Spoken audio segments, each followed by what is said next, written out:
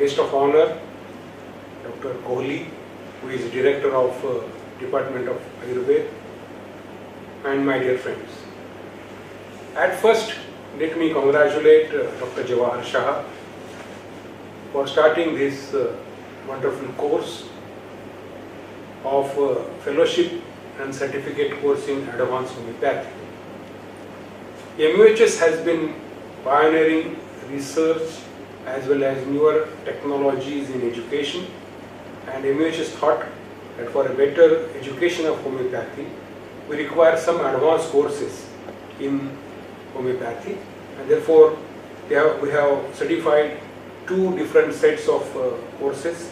Now this course is being conducted by Alignment Education Private Limited, and I congratulate Dr.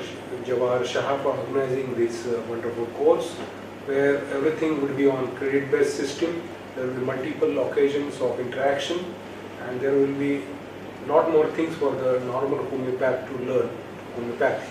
Homeopathy is a wonderful branch of medicine. In fact, it is one of the branch which has been very widely decorated. People talk very nicely about homeopathy. I can quote several. Mahatma Gandhi just said, homeopathy cures larger percentage of cases than any other method of treatment and is beyond doubt safer and more economical and most complete medical science.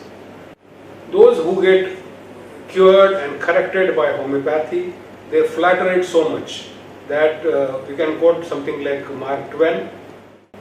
The introduction of homeopathy forced the old school doctor to steer around and learn something more of a rational nature about his business.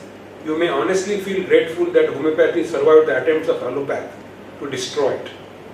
Homeopathy has lot many potentials, lot many success stories, and there are lot many people who get benefit from homeopathy.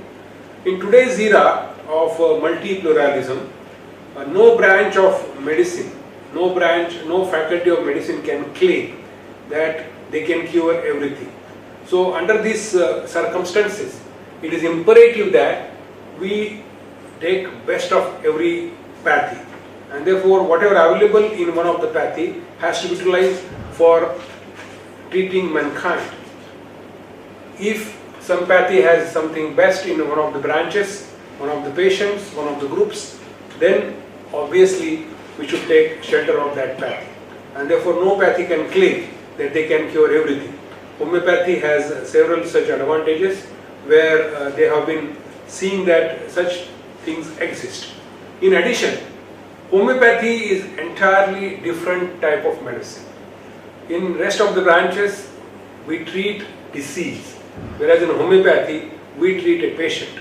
As a net result, any disease in a patient, a given patient A may differ from a given patient B. As a net result, they diagnose in such a way that the medicines are given entirely different. There are several examples that how do they do, and a homeopath does a very nice interview. It takes a very long time, and it requires a lot more intelligence than rest of the branches. Because suppose somebody has a fever, crocin or paracetamol will cure the fever. Whereas here, one symptom a patient has, he could be one of the any remedy out of 3,492, and therefore it requires a lot more intelligence for a homeopath to treat the patient, and that's why homeopaths are the one first to utilize computers, and Mac had created homeopathic diagnosis and materia medica, and therefore we must appreciate the efforts of homeopaths in these cases. At the end, in order that we see that the branch grows, we have to love your pathy, and therefore once we commit ourselves that we love homeopathy, then only the passion for the excellence will always follow, and this passion would only grow and see that the homeopathy grows. Homeopath diagnose, I am not an homeopath, but then they diagnose on symptoms and they put you in animal kingdom, plant kingdom and mineral kingdom, and then mineral kingdom you put in periodic table and vertical and horizontal, and then give you everything. Because these are the symptoms which are created by giving a say amount of small dose of that particular item, and therefore they compare, and then they realize that if same thing is given in say minute amount, it leads to cure. And that's why precisely it is supposed to be the philosophy of homeopathy. Homeopathy in addition finds out the tuning between inner mind and outer mind, and therefore what is called as the ionase in me, and how does it differ from ionase in you, and therefore if the inner mind is not tuned, you develop diseases. And this inner mind outer mind component is what is manifesting in the form of disease, and therefore I hypothesize that homeopathy would be very, very nice in cases of psychiatric diseases. There are several things happening. Lot many patients, they come to homeopath, and then once they get cured, they are so generous they donate. Now one of the patient who had a chronic renal failure was diabetic, and then he was out of scope and out of hope, and then he was long term on dialysis, and some homeopath cured him, and then he was a billionaire, and then that guy just donated 25 crore rupees for development of homeopathy. So there might be several such examples, and including in the past. Slide 1. Now this is me. I am Vice Chancellor of Maharashtra of Health Sciences. Our university which caters all faculties of medicine, and we have medicine, or modern medicine, Ayurveda, homeopathy, and all colleges, total 311 colleges. Now everybody was happy, and then suddenly there was one paper in Lancet. Slide please. Now this paper was shown that are clinical effects of homeopathy placebo effects, a meta-analysis of placebo-controlled trial.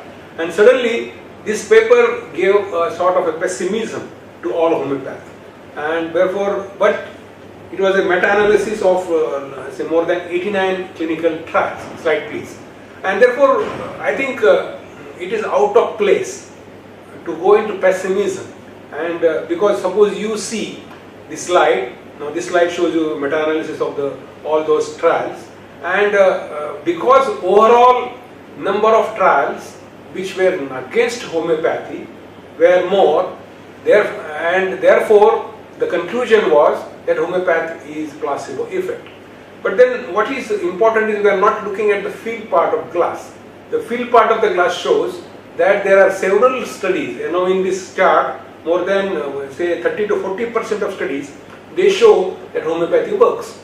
Now after this report I read, and say MUHS invited lot many homeopaths across the country, and we had a meeting in Bombay where we showed all these studies to them, and everybody was a competent, very say dynamic homeopath. So I requested him that it is imperative that in order to see that the bias converts or goes towards homeopathy, the number of clinical trials which show positive and favorable report towards homeopathy has to be increased. And therefore there were around 40 to 50 homeopaths.